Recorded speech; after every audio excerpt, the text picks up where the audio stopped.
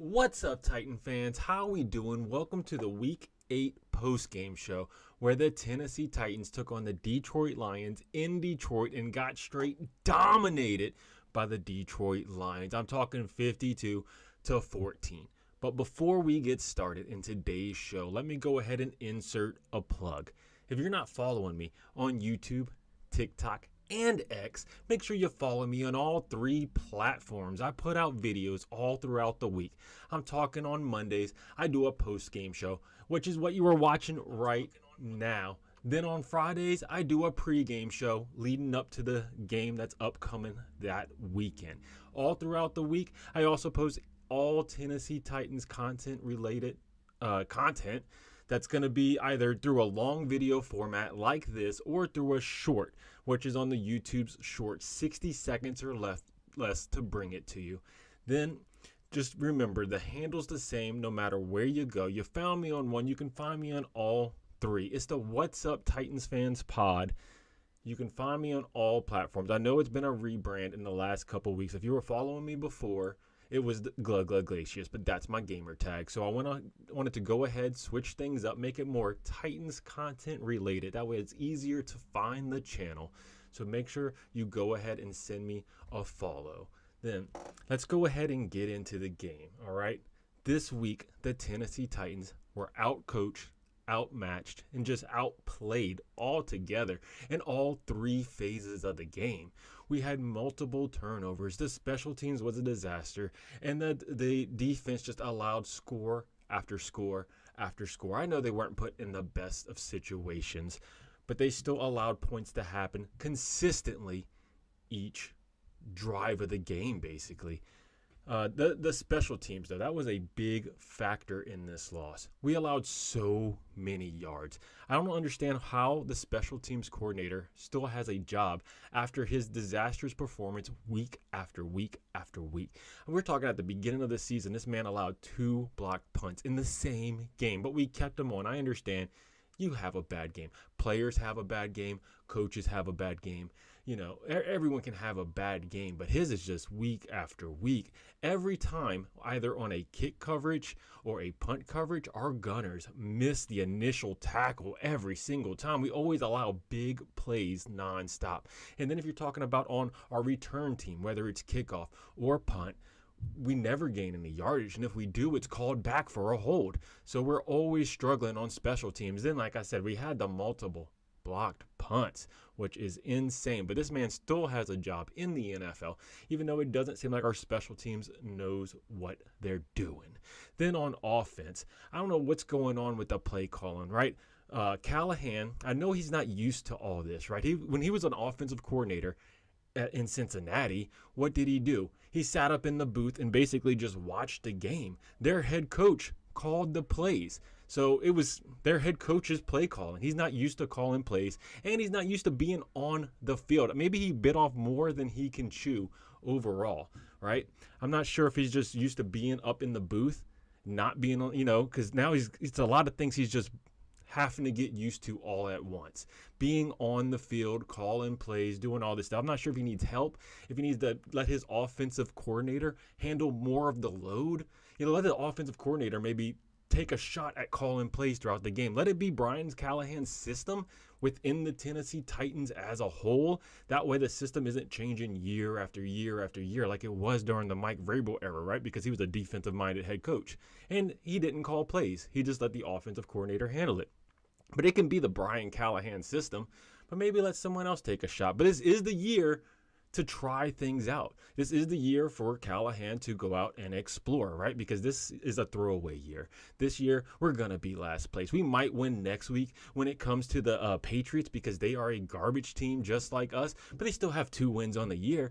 But we may not even get another win this year. I mean, we have possibly 2 more wins in us, right? We could beat the Patriots next week, and we might split something with the Jags because the Jags are garbage just as well. But we're probably going to lose every other game after that.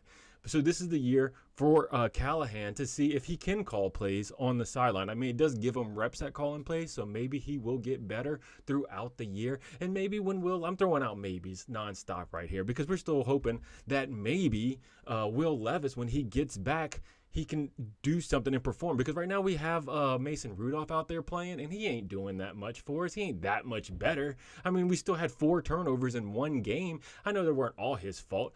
On one of his interceptions, he got hit as he went to throw the ball, and another one, he just didn't see the defender. He just made a good play, apparently. So, hey, we still had 2 interceptions, so how much worse are you having Will Levis, who has a high ceiling, than playing Mason Rudolph, who doesn't have a high ceiling? He's just a consistent quarterback as a backup, but he's not going to bring you to the playoffs, and we see that. We've seen it time and time again. So, hey, it is what it is, and that's what this season comes down to. It's going to be about how good of a draft pick we get. I know it sucks watching the games and being like, hey, well, at least we're getting a good draft pick, because I would much rather competitive football, because right now the Detroit Lions, how they played, it showed how incompetent this team is. Their players were faster. They were better coached. And it was a straight domination all across the board. And the defense played decent with what they were given. I mean, we held Jared Goff to 85 total passing yards. So it ain't like Jared Goff went out there and just blew us out the water. No, we just kept getting in the red zone. It was turnover after turnover, special teams play. I mean, we allowed a punt to be returned for a touchdown. The special teams is atrocious. At least, one of the positive things with being a Tennessee fan was that I got to see Hendon Hooker go out there and make a few plays, right? Even though they could have put up 70 points on us, I'm telling you. But Dan Campbell at least had the sportsmanship to run out the clock in the fourth. He just ran the ball the entire fourth quarter. Hendon Hooker came in right at the very beginning and only threw 3 passes the entire fourth, even though he played an entire quarter of football. At least they were respectable enough to just run out the clock and not put up 70 points on us, because we allowed the most points in an NFL game this season, and that is wild. That's the Tennessee Titans for you. But look, that's a lot of ranting right there in just a few minutes span. But let's go ahead and look at some of the stats, because Mason Rudolph did do pretty well minus his interceptions, right? It's the same thing with Levis. Levis sometimes will put up good stats minus the turnovers. But Mason Rudolph went 22 of 38, 266 yards, 1 tutty, 2 interceptions. Only got sacked 1 time. The offensive line did pretty good in pass blocking. Now, run blocking's a different story. I mean, they still put up 158. So, hey, I guess it was pretty good. But the big mistake for the Tennessee Titans, right? We looked pretty good in the first half. We were tied 7-7, right? We were tied 14-14. It was looking pretty good at one point. But then when things just started getting out of hand, especially right before half, when we had that fourth play, the fourth down, where we didn't convert right before halftime. We had an opportunity to pick up to pick up a touchdown. We had 1 yard to go, right? And we threw the ball 4 times. And I know it's like he overcorrects. So you remember last week, right? Whenever we had that fourth down attempt that we did right after halftime, right? Where we just ran the ball, lost 2 yards, ran the ball again, stopped on 4th down. Everybody's like, why did you run the ball? Try to throw it. This week he threw it 4 times in a row and we had 1 yard to go. He did not try to give it to Pollard at all. And we had a timeout right before the half. He could have done it 1 time, at least tried it, but everything seemed like these little out routes on the left side. It was almost the same play over and over again for 4 straight downs. He overcorrected. I mean, we've seen him do that in other games as well, where he just passed the ball a bunch, and everybody's like, what are you doing? And then all of a sudden, he just runs the ball a bunch. He always overcorrects. But like, he's new to play calling. He is not used to it. But yeah, so we started out the game 0-0. Then they ended up going up by a touchdown, 7-0. We punt the ball, of course, and then they punt the ball. We score, they score, we score, they score. It was back and forth, right? We ended up being 14-14. Then they get a touchdown. We threw an interception. That's after we threw one earlier in the game. They scored a touchdown off of it. And they didn't have to go many yards. Like, look, if you look at their touchdown drives, they did not go very far. Their first touchdown drive, they only went 23 yards. The next touchdown drive, that was the one they actually drove on, was 70 yards. But after that, they took a 25-yard touchdown drive. Then they took a 12-yard touchdown drive, a 22-yard touchdown drive. These are insane. If you only have to drive 20 yards for a touchdown, that is too easy for an offense, especially a high-pace offense like the Detroit Lions. They're one of the best offenses in the league. The Detroit Lions, they are a playoff team. They're going to be a Super Bowl favorite, right? They're probably going to win the Super, or at least go to the Super Bowl. I mean, they're too good of a team not to, and they showed it right there. That's the difference between a championship caliber team and one that's battling for the first round, the first pick in the draft, right? Hey, we got a message. The Lax Kid. I'm a Lions fan. Sorry. Hey, look, I gotta be real with you, right? The Lions blew us out the water, right? And I made a halftime video, it was a halftime report video, and I gotta say, hey, Lions fans, hey, y'all could have been brutal in the chat, right? The comments that came in and stuff, y'all were pretty supportive just like that. Hey, y'all were supportive. I got to give it up to the Lions fans. They were very supportive. They were like, hey, keep your head up. Look, we've been there before. We were 0-16. Things get turned around. And that's what I'm hoping, is that we can turn things around just how the Lions did. I mean, you're talking Dan Campbell, new coach a few years ago, just like we got a new coach in Brian Callahan. Dan Campbell, his first season, he only won 3 games as a head coach. And you know what? The organization believed in him. They let him go get his team because he inherited a bad team. He got players he wanted. He drafted players he wanted, and he built a culture. Hopefully, Brian Callahan can do the same thing in the Tennessee Titans. It's going to be a tough first year because Brian Callahan tried making this modernized offense that he promised with the Vrabel team, the Vrabel roster, the old school run the ball, play good defense. And it's just not working. It's not meshing very well. But things could change, especially if we get a good enough draft pick and we can draft a good quarterback like a Shedeur Sanders, Cam Ward, or Ewers, or something like that. We need to get a good quarterback because that's the center of your entire team. But anyway, right after that, right, we go into the second quarter. We get a punt return for a touchdown on us. That's more free points right there. You know, or right after the half, right? Into the second quarter, going into the third. Punt return for a touchdown. We lost complete momentum. They had 42 points already, and this is the opening of the third quarter, right? We just started the second half. And then, you know, eventually they decided to start pausing things and putting the brakes on us, right? Because they scored another time, you know, and, you know, 3 plays, 25 yards. You know, they put up 49 points. Then they made a field goal. But luckily, they decided to calm down. Like I said, they could have put up 70 points on your boys. I'm telling you. But luckily, Dan Campbell was like, nah, we're just going to run the ball and just run out the clock. And we even gave up. We started running the ball as well because we knew the game was over. There was no coming back. The team lost all motivation. But yeah, we'll continue on with the stats. Tony Pollard had 94 yards. He almost broke 100. Julius Chestnut came in garbage time when we were just running the ball. He had 7 carries, 32 yards. And then on receiving, hey, this was the bright spot of our day. The very bright, shining star was Calvin Ridley finally had a breakout game where he showed his potential and he showed he might have been worth that $90 million.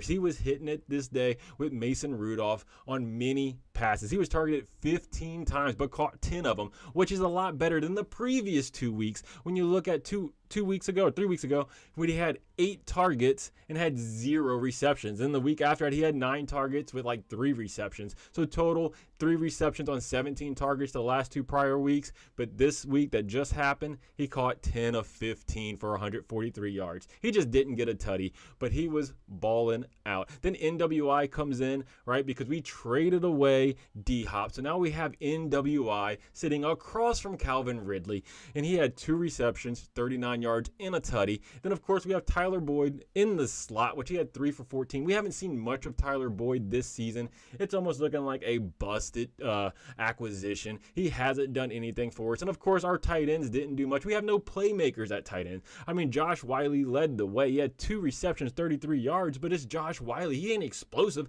He catches the ball. This dude looks so slow when he's running. And then we have Chig, which, yeah, Chig does look explosive, but they don't get him the ball very much. I'm not sure if it's just play design on them just not allowing him to go out there and attack the defense. But I remember in his previous years with us, he would do these tight end screens, and he seemed like he would just break it away. But they're not utilizing him like that. He only had 2 receptions, 14 yards. And then the other tight end, Vanette, he wasn't even on the stat sheet. We only see this guy. He's just a blocker, and he's just there to block. That's basically all he's for. He had 0 receptions. He did get 1 target. That's his only stat was 1 target, 0 receptions.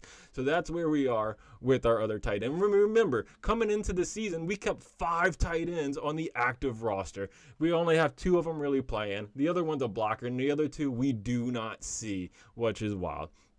But then, with the trade of Jones, we had a lot of Jack Gibby, Dr. Gibby coming in. He had 8 total tackles, 4 solos, and we had Diggs out there with a lot of stats. But if you look at the sacks, we did have 4 sacks on Jared Goff, even though it doesn't really matter. But Arden Key did look good. He had 2 sacks on the day. Jeffrey Simmons finally had another sack. He's had a very sorry year this year. I don't know. We paid this man all this money. I know he has the elbow injury, but we haven't seen much of Big Jeff this season. And that's even with Big Sweat right next to him, chewing up blocks. We haven't seen much of Jeffrey Simmons. And then we got Roger McCreary. He ended up getting a sack. We got another comment in the chat. He said, "What up, though? Lions rule, Bears drool, Titans man." Titans man was not that long ago. We were in your shoes. Hey, stay loyal. Your day will come. Hey, I've been loyal through and through. I've been here through the rough times, the Ken Wisenhunt days, everything like that. I've been here before where we only won a couple games in the season. And then Mariota came and he did turn things around for a little bit. But we're looking like we're in another drought. But hopefully, hey, we get a top round draft pick, right?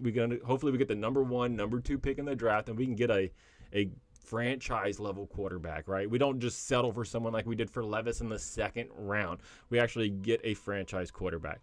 And then the Lions, let's look at their stats, right? Coming, for the game, Jared Goff didn't do amazing. I mean, he was 12 of 15, but he only had 85 yards. And he only had that because we gave him such short field position nonstop. He had 3 touchdowns on 85 yards, but we sacked him 4 times and he lost 33 yards. He almost lost, half of much of what he gained. That's the insane part. Hendon Hooker, 2 completions on 3 attempts, 6 yards. Didn't see much from Hooker. I was excited to see Hooker play. I mean, even though it was against us in garbage time, because I am a Tennessee Volunteers fan, we didn't see him do much besides hand the ball off, and then they got that runner back who threw a pass for a touchdown, of course, for 3 yards.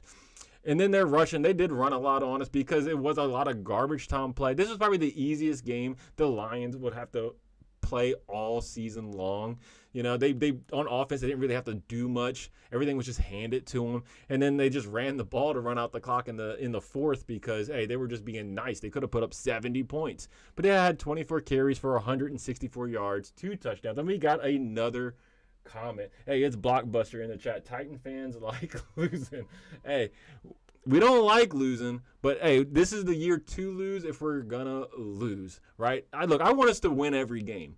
I do. I want us to win every game, but when you're in this type of slump, you just have that in the back of your mind. Like, hey, maybe it's best if we do lose just for a draft pick, just to go up in the draft and possibly get someone else, right? I never want to be like, oh yeah, I hope the Titans lose. I hope the Titans lose. No, but when I do my pregame videos on Fridays, by the way, make sure you tune in.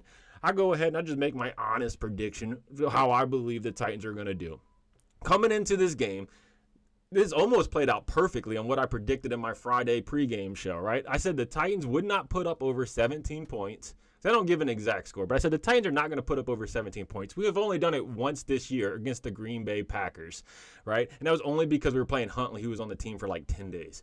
So I said the Titans would not put over 17. We didn't. And then I said the Lions, they're going to put up 40-something points, which I was very close. They put up 52. It could have been 70, but they put up 52 points. So I was very close in my prediction because I knew the Tennessee Titans were this bad. But just to continue on with the with the Detroit Lions, right? Their tight end went off, Sam Laporta. If you had him in fantasy, he had 6 receptions, 48 yards, and a tutty. I mean, that's most of their receiving yards is just with their tight end. And Khalif Raymond, who we gave up, right? He didn't do much for the Tennessee Titans. He did have that one big playoff catch against the Ravens for us. But other than that, we gave him up, the little bitty speedster guy.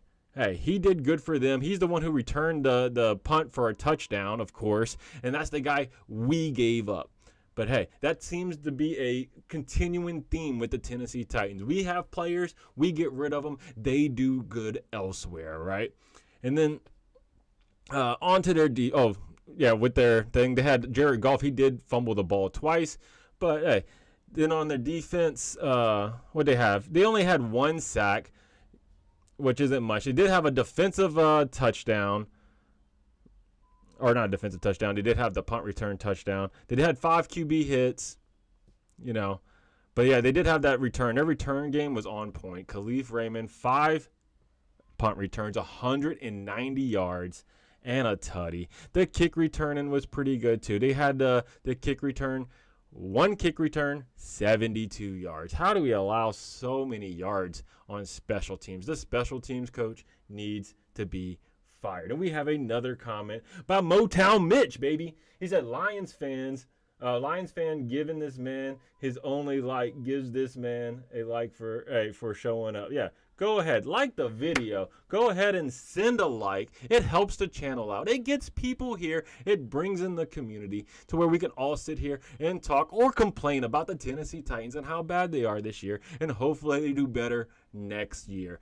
You know, because we have to do better next year or even next week. If we don't show life against the New England Patriots, who only have 2 wins on the season, hey, we are absolutely the worst team in the league then. Right now, we are so close with the Panthers, it is hard to tell. But yes, go ahead and send likes. Look, we got 3 right now. Keep sending them. Let them keep coming. It helps the channel out. And go ahead and send a subscribe too. Subscribing helps. Liking helps. All that helps the channel.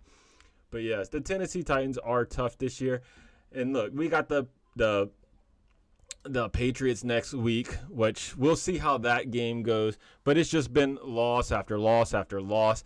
And this was the first time we actually, the last 2 weeks were the first times this year where we versed a good quarterback, where our defense actually got tested. Because just saying, week 1, we versed the Bears. Caleb Williams, first game in the NFL as a rookie. Week 2, we had the Jets with Aaron Rodgers. He's basically washed, right? He's not the MVP caliber Aaron Rodgers, but that's who we versed week 2. Week 3, we versed Malik Willis, which was our backup quarterback that we got rid of course. He came, to Nashville, and he dominated. They did a good system. He put up 30 points on us, Malik Willis, but that's who we versed. He's not a franchise quarterback. And then on the next week we versed the Dolphins. We versed Huntley, right?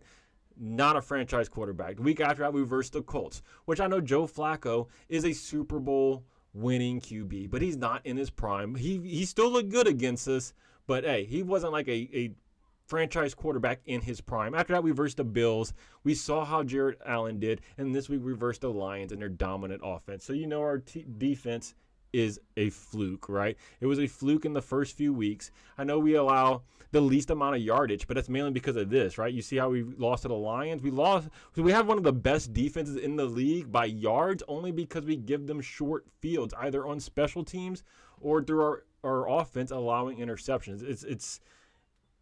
It's all fake news. It's fake news, right? The numbers are skewed. That's all it is. So don't believe the numbers when you hear people say we have the best defense in the league, because it's really not. All it is just skewed numbers because we allow so many turnovers and the special teams is so bad. But that does it for today's episode. There's nothing else to really talk about. Like I said, I'll be posting videos all throughout the week, so make sure you like, subscribe, and all that jazz. And go ahead and leave a comment down below if you think I'm just too harsh on the Tennessee Titans, or if we really are just this bad and I'm spitting the truth. Down in the comments below. Don't forget to like, subscribe, and tighten up, baby.